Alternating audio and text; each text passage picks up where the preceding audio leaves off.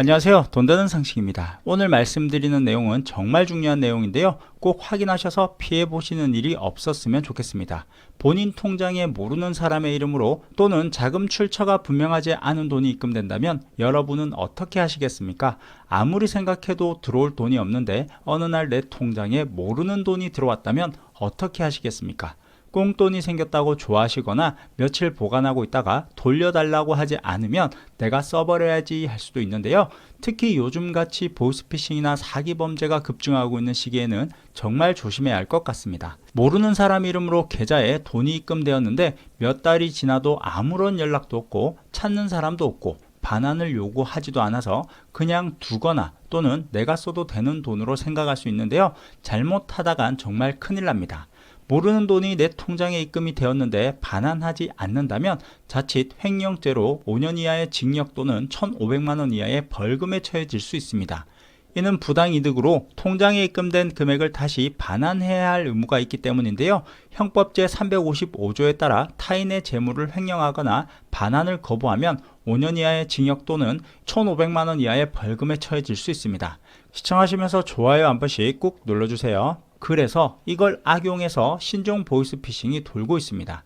일부러 출처를 모르는 돈을 입금하고 횡령죄를 들먹이며 합의금을 요구하는 경우도 있지만 더욱 놀라운 사기 수법이 있습니다. 고의적으로 보이스피싱과 관련된 돈을 15만 원을 입금하고 계좌를 정지시킨 뒤 계좌 정지를 풀어주는 조건으로 돈을 뜯어내고 있는데요. 보이스피싱과 관련하여 계좌가 정지되면 본인 명의의 모든 계좌는 당분간 사용하지 못하게 됩니다. 이를 해제하는 데만 3개월에서 4개월 이상 걸릴 수도 있다고 합니다. 그래서 사기범들은 계좌 정지를 풀어주는 조건으로 150만 원을 요구하거나 개인의 신체 사진 등을 요구한다고 합니다. 그런데 이런 내용을 모르는 사람은 억울한 피해를 당할 수 있습니다. 만약 모르는 돈이 내 통장에 입금되었다면 금융회사를 통해 어떻게 입금된 돈인지 빠르게 확인을 하고 출처를 모르는 돈이라면 자진 반환할 수 있습니다. 그럼 계좌 정지를 빠르게 풀 수 있는 방법은 어떻게 될까요? 입금된 은행으로 전화를 걸어 잘못 입금된 내역이 있다고 말씀을 하시면 담당자를 연결해 주는데요. 이것저것 확인한 후에 잘못 입금한 사람의 동의를 거쳐 최종 합의와 자금 반환 동의서 등을 작성을 하시면 송금인에게 다시 돈을 돌려주게 되면서 빠르게 계좌 지급 정지를 해제할 수 있습니다.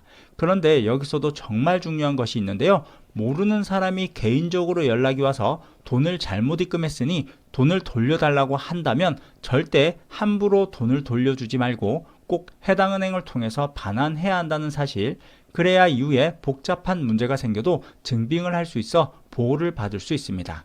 보이스피싱 피해액은 올해 상반기에만 416억 원이 집계되었다고 하는데요. 갈수록 교묘해지고 악랄해지고 있어 선의의 피해자가 발생하지 않도록 각별한 주의가 필요합니다. 그럼 오늘 영상은 여기까지 할게요.